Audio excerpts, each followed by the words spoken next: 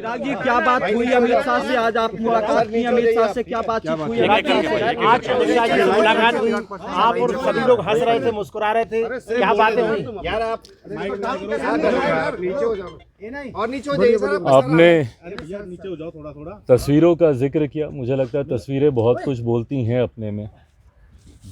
इतना मैं ज़रूर बोलूँगा कि लोक जनशक्ति पार्टी रामविलास के मौजूदा बिहार में राजनीतिक घटना चक्र को देखते हुए कई सारी चिंताएं, कई सारे कंसर्न्स हम लोगों के रहे हैं।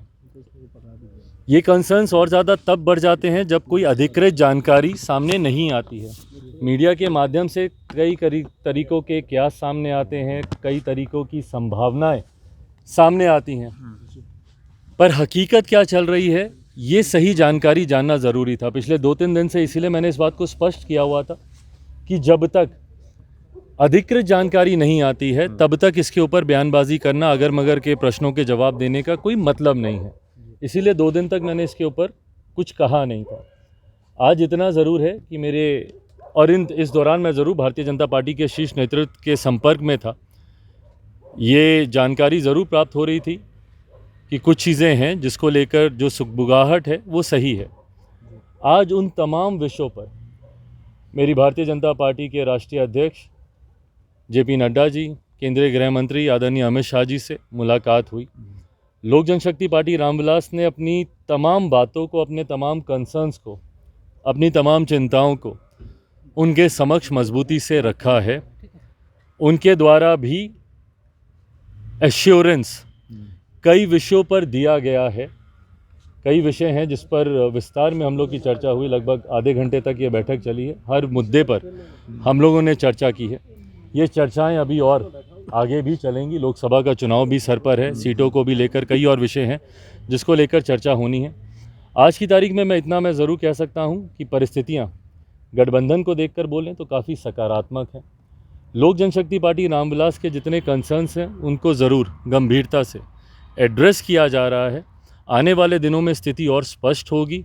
उसके आधार पर पार्टी अपना फाइनल स्टैंड उस वक्त आप नीतीश कुमार का स्वागत आप करेंगे चूंकि 2020 के विधानसभा चुनाव में उसके बाद लगातार आप नीतीश कुमार पे ही पहले ये क्लियर तो हो जाए कि मुख्यमंत्री जी इधर आ रहे हैं, नहीं आ रहे हैं, कब आ रहे हैं। जैसा मैंने कहा कि अगर मगर पे प्रश्नों के उत्तर देने का कोई औचित्य नहीं है। आप इंडोर्स करते हैं?